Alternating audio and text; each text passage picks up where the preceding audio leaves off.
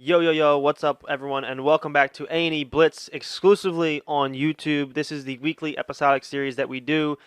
My co-host next to me, got Tim with me as always. My friend, welcome to A&E Blitz.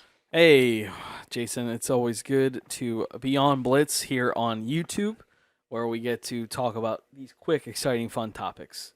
And today on our list is the recently announced Jurassic City, the fourth installment in the Jurassic World series, coming out in 2025.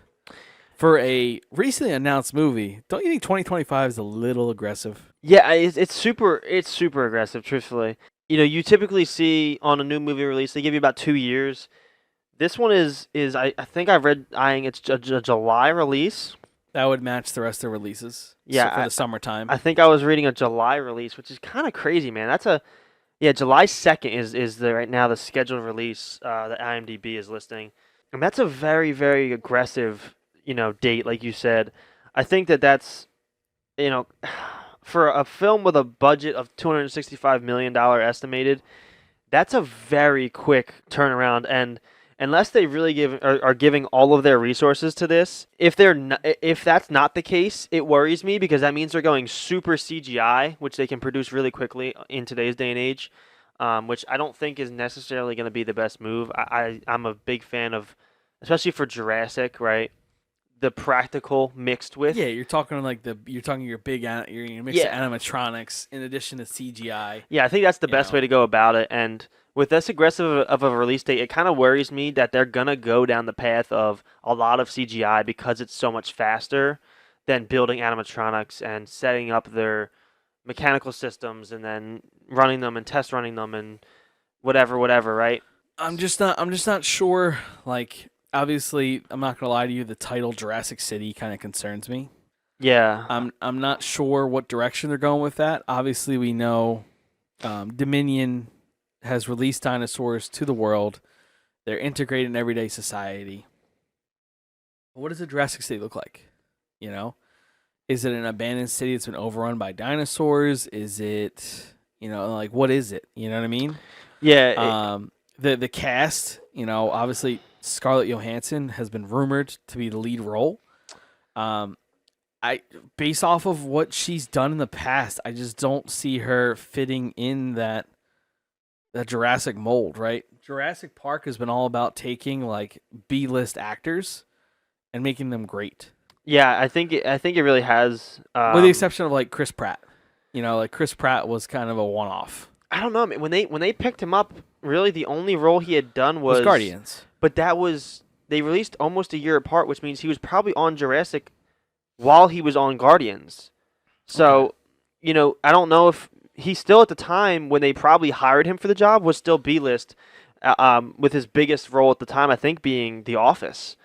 I mean, I just don't like when you think of, Jurassic Park. Do you see like Sam Neill and any of those actors as A-list actors? Right. You don't. This world outside of Jeff Goldblum, is there anybody in this title that you're like, oh yeah, well maybe Nick Vaughn, but he's at this point is still a new upcoming actor. At the time that this came out, yeah, he was still upcoming. Did a lot of sitcom stuff, but that's it. Jurassic Park 3 brings back the same actors with some newbies that you never really seen before. Yep. Jurassic World, same thing. There's a bunch of like B-list actors that you're like, who are you guys? Yeah, a bunch of B-listers that maybe now, as we look back almost 10 years later, we're like, oh, well, they're not B-list, but like at the time they were B-list actors. Like they were not people anybody knew. Jurassic World released in 2015. It's almost been 10 years. 10 years already, which is crazy. Yeah, man. It came out 10 years after Jurassic Park 3. Yeah. So, and it looks like we're eyeing a 10-year another trilogy coming up. But are we like, does Scarlett fit the mold of what you're looking for in a Jurassic character? And I don't think she and I love her. Depends what direction they're going. Like I love her. Like I thought she was great as Black Widow. Yeah. She's been great in any of the roles she's done. Like you saw her on the island with Evan McGregor. Yeah, I think she did really well in that. She did really well with Lucy. I think she portrayed it really great. That was going. Yeah. Lucy was a mindfuck, man. But she did really well with that, and I think it really depends. Like to your question, like Is she the right fit? I don't know. It depends on what direction they're going. I mean, she has a good range of like capabilities for acting. Not Yeah, not not gonna lie, she's but been in the I rom just like coms, the serious movies, she's gonna be the first A-list actor they're gonna put in a Jurassic movie. in the lead. Yeah, Yeah, at the time of her casting, she's the first A-lister. yeah. Um, it's really hard to say like she's gonna do good or bad because it really depends on where they go with the story. Because like I think she really found her stride in the thriller aspect of her character with Black Widow. Um, I just don't know where they are planning to go with the story here because, like you said, that title is concerning of Jurassic City. And Yeah, it's a rumored working title for right now. I just don't know where you're gonna go with it. Like, have you ever seen like maybe like a city that was abandoned because of dinosaur activity? or one Are that's you run over. referencing that's run over, taken over? Yeah. You're maybe you were surviving. Because as of far as we know right now, all of the carnivores at this point in time are captured and hanging out in Biosyn Sanctuary. Yeah. There's no carnivores out and about loose. Yeah. At least big time carnivores. Yeah. Right? I mean, the only Giganotosaurus is dead. The Spinosaurus is locked away right now on an island. All the T-Rexes are at Biosyn Sanctuary. yeah. It's, I mean, like you said, like where we left off at the end of Dominion, it felt like a really good cap to the story. When there's still more to tell, but it's just like the title of this next one is concerning. Like You have like the Camp Cretaceous kids coming back in Chaos Theory.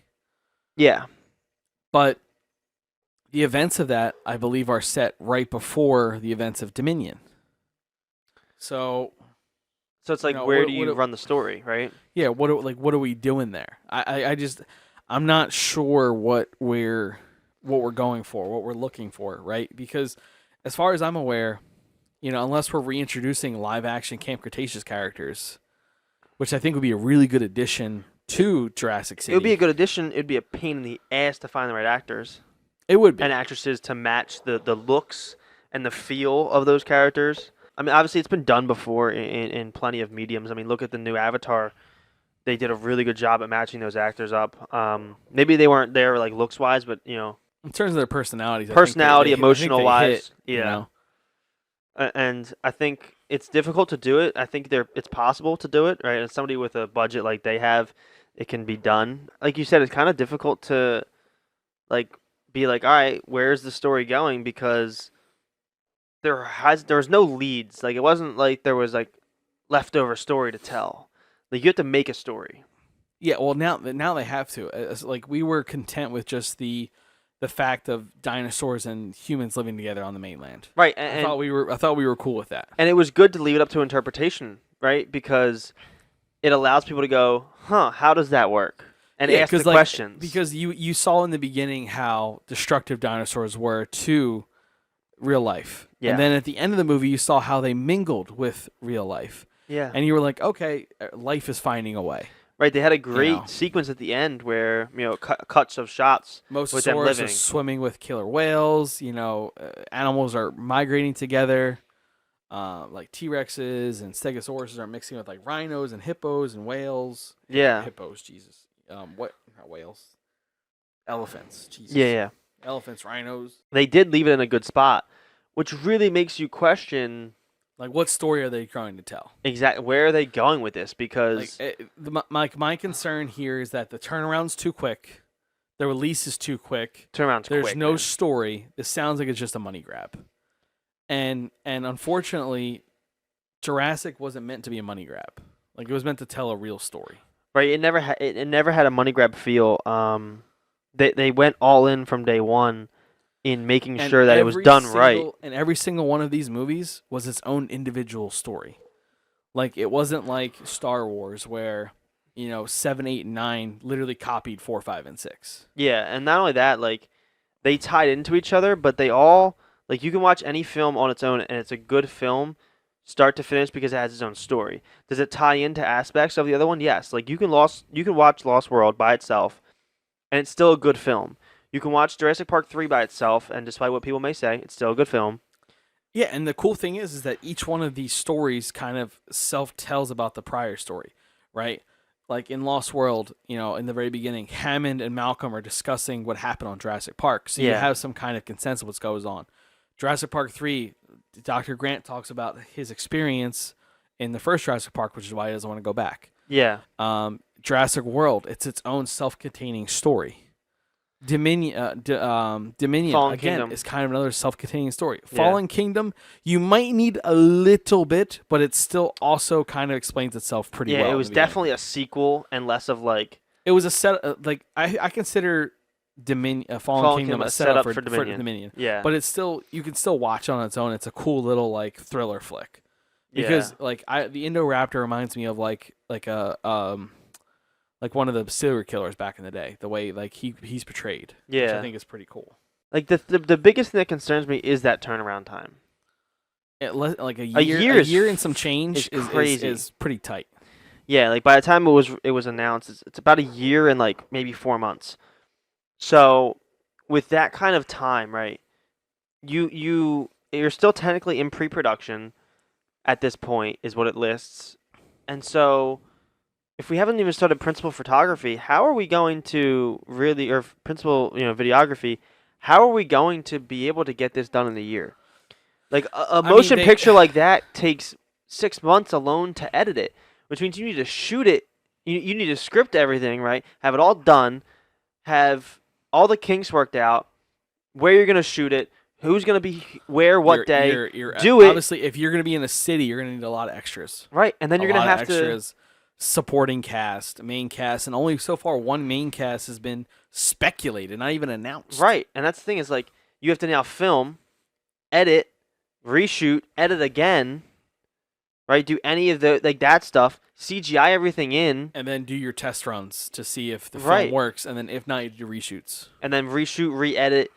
Like there's a lot more than a year's worth of work here, and uh, it doesn't seem like they can get it done. Listen, we're at the end of the day, we're two amateurs sitting behind a table talking about it, right? These guys are the ones who are professionals. If anybody's gonna get it done, they'll figure it the hell out, and it's gonna come out one of two ways, right? We're either gonna have a great film, or we're gonna have a pile of shit.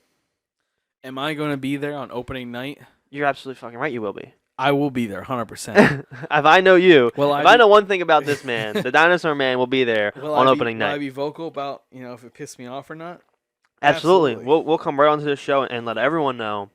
That was a how we steaming feel. pile of garbage, or you should 100% stop what you're doing, buy a ticket, and go freaking watch it. Yeah, I mean, like, listen, man, I'm it's letting gonna you- be I'm what it's letting gonna you know, be. we might need to put in our request off for that Thursday. We might. We might go see the midnight viewing. It's gonna have to be what it's gonna be, right? Because Because I'm telling you right now, I'm not gonna be able to wait. I'm gonna need to see it. I know like, you will. as soon as I like. you're like a they're fucking really- addict. This it's my life. I know, man. Like my office right now is themed in Star Wars, and my bedroom's themed in Jurassic. I mean, it's you kinda know is what it it's is. gonna be, right? Like, it's the same thing with Star Wars. When it comes out, I don't care. I'm taking off. You schedule me, I'm not showing up. Like, Oh yeah, no, 100%. you know what I mean? Like when people schedule me, I'm not showing up. It's Star Wars, bro. Sorry. I told you 3 months ago I was taking off. You didn't accept it. That's too bad. Mhm. I'm dedicated to my job, but I'm dedicated to Star Wars, bro. All right. But no, like I'm worried. I think they'll be okay, but I'm worried. Yeah. I would like to see like some characters introduced from the past series though. I would like to see Lex and Tim from the original and Lost Like World. grown up Lex and Yeah, Tim? I would love to see grown up Lex and Tim. And I'd love to see Zach and Grady from Jurassic Yes, World. I think the kids would be great I think they additions. would be great additions. And then you introduce some really cool characters as well in Dominion, that I think would make a fine addition. I did see that. I saw a rumor when I was scrolling the other day about it. The pilot, Yeah. she was rumored to be one of those characters in there. So Well, and that's the thing. Like, if you're going to introduce Jurassic Park on a global scale, then you need to be able to prepare diverse stories to help continue facilitate it. Because literally now the Dominion is existing and there's dinosaurs everywhere, you can create endless stories, endless possibilities. It has to fit. Yeah, it's like you said, it is endless stories, and it's just I feel like they aren't super sure on where they want to kind of go with it, especially when you throw out the title Jurassic City. Let's put it this way: they haven't been the highlight of Jurassic films in the past, right? Like the San Francisco scene was good, or the San Diego scene was good, it was cool. San Diego was interesting. It's just it just didn't fit, man. Like something felt off. Something felt Uh, weird about it. the one scene that felt really unique, like two scenes. The Battle of Big Rock was pretty cool, where the Allosaurus invaded the campground. That was Yeah. pretty cool. And then seeing the T-Rex in the prologue at the drive-in, that was funny. That was You funny. know, I just think it's really difficult to build a story in a city when it comes to something like prehistoric like a dinosaur. yeah, like it would, like realistically, like they established some kind of grounds on it because the Quatlosauruses, God, I can't remember the damn name of the dinosaur, but they perched up on top of the Freedom Tower in New York City. Yeah, I know You what you're talking about. Yeah, And maybe that starts a migration towards New York, and then New York has to be evacuated, Yeah. or something. But something. like, I'm assuming it's going to be a major city. It's going to have some kind of roots on something that already happened in the past, because like something random happening, like people being chased out of a city that there was no prior presence to, would make zero sense. Like I feel like if you even want to go back to like the Lost World, kind of reference the The San Diego incident. reference the. I mean, obviously you can reference that as well, but you reference the compies and let them be the sewer rats in New York, right? Let them take that over would the be pretty cool. sewers, right? And then let the One of the opening scenes of the compies going in the sewers and attacking like a homeless population. literally, and You then know, like you said, the birds migrate. All of the different species of birds can migrate, into New York because they have so many high perches and things like that. They can all migrate there. They take over the skies. They take over the ground level. They have to evacuate the city.